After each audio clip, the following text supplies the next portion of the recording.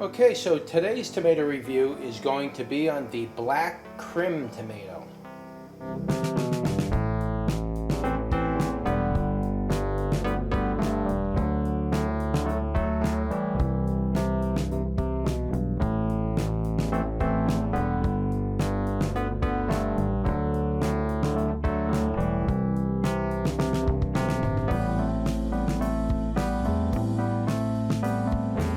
Alright, so let's take a closer look at the Black Krim. Now, I don't have any really large examples of this tomato. Unfortunately, the plant died early, but I did manage to take off some of the tomatoes and ripen them up inside my garage and generally get a pretty good quality tomato. As you can see, it ripened pretty nicely. Turn on the light.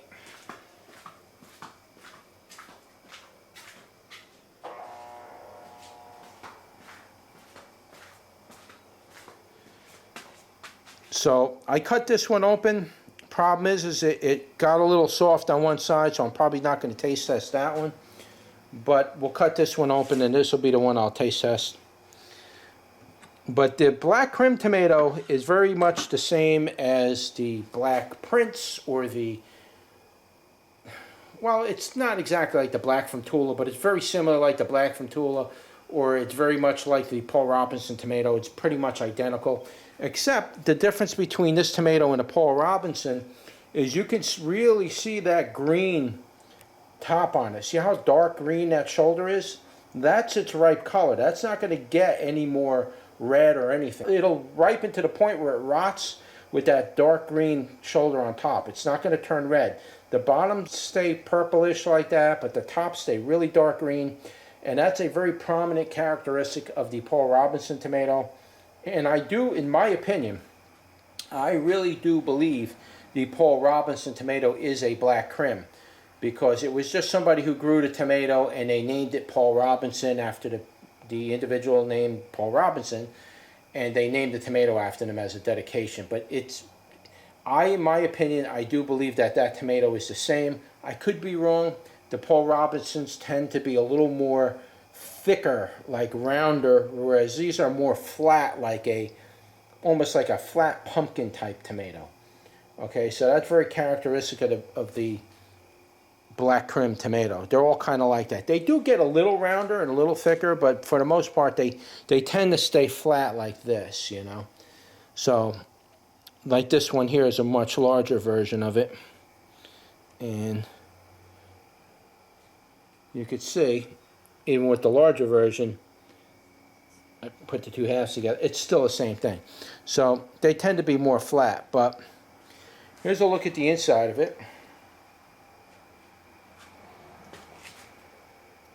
Trying to get you the right lighting, because now I got to turn on the lights, it's getting dark out.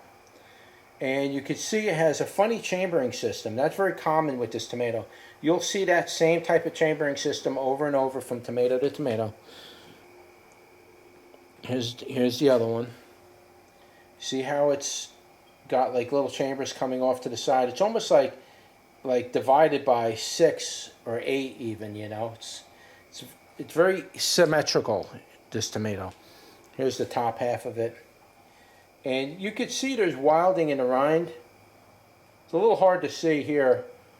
Lights are getting a little on the dim side, but you can see there's some wilding in there. There's wilding in the center of it. Very nice tomato. I've been growing the Black Krim now for probably 8 years, and it's never failed me. It's always made a great tomato.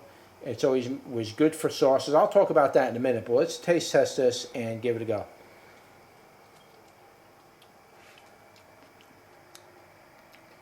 Wow, that's a good tomato, guys. It is a little more tangy. I'm kind of expecting that now from these tomatoes. One of the reasons why this particular tomato might be a little more tangy is because I generally picked them when they were green because the plant was dying. And if I let them hit the ground, the slugs will get it and everything else. So these had to ripen in my garage for about 3, 4, 5 days.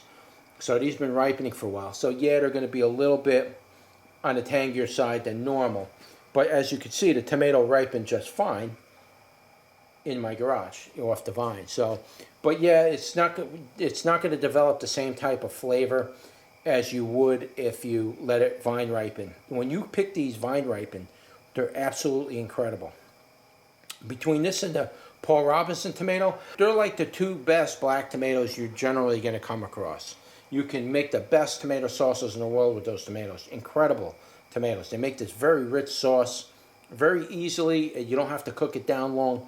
Black Krim and Paul Robinson, like, they're up there in my all-time favorite tomatoes. As far as black tomatoes go, they're like my all-time favorite in the black tomatoes. They're always good. They always deliver very good flavor and taste. Now, this tomato, tangy-wise, I'm going to say it's about 32% on the tang. It was a little higher than 30. Sweetness-wise, was down there around 22, maybe 25% in this tang. So the flavors were a little offset. The flavor in the middle part was very watery. It's not dry or chalky. The skins weren't tough really at all. I was able to chew the skins up easily on it. And the tomato flavor has a nice tomato flavor that comes in after the tang. Now, if the tang is too strong, you ain't going to taste that tomato flavor for a while. You're going to be like all puckered up from the tangy part. Whereas when you eat a tomato with lower tang, it tends to bring the flavor of the tomato in a little bit better. Whereas if it's too tangy, you ain't even going to taste the tomato flavor. You're all going to be puckered up. But this tomato isn't bad. It was pretty good. It was a little bit more tangy than I probably would have wanted it to be, but no big deal. I'm going to rate this tomato this year as a number 3 because there's some aspects to this tomato that I'm not 100% happy. I've had this tomato where it was absolutely perfect. I would have rated it number 1 had I had gotten the same type of taste and performance out of the tomato, but because it's lacking some areas in some of the areas in the flavor and the way it's coming out and the way it's attacking my tongue and my taste buds, not working 100% with me. And the fact that this plant is usually sensitive to tomato blight and tomato wilt and fungal disease, this plant is very sensitive to that, and it gets it very easily. All the other plants will be doing fine. This one will get sick first. This plant is a very sensitive plant. So make sure you're really on top of the diseases with it. Like, don't let it get to it. Do everything you can to prevent it, because this plant seems to get sick every time very quickly. So because of those reasons, I'm not going to rate it number 1. Now, it is a pretty good producer. It does make a pretty good amount of tomatoes, providing you got a very healthy plant. This is also the type of a tomato plant. When you do grow this tomato plant, I recommend don't grow it upwards. You grow it on the ground. And the reason why I say grow it on the ground is this plant likes to throw out a very long vine. For a large tomato like this, it likes to throw out a very long vine, and if you let this plant root at the nodes and along the vine, the plant will get enormous and it'll really give you some big fat tomatoes. You can easily get 1 pounders, 1.5 pounders out of these tomatoes, no problem. They're a little small this year because the plant died, but I do like this tomato a lot, and it's unfortunate that I have to rate it a number 3, but maybe next year the flavor will develop a little better. We can bring that rating up, but I still recommend this tomato. I've grown it for many years, very happy with it, very pleased with it. Again, it's very much like the Paul Robinson tomato. You're going to see those dark green shoulders on it like that, and that's a very, very unique characteristic to these couple tomatoes that do have that. So anyway, that was your tomato review for the Black Krim. And if you like this video, don't forget to like, share, and subscribe. And I will see you on the next one. Take care.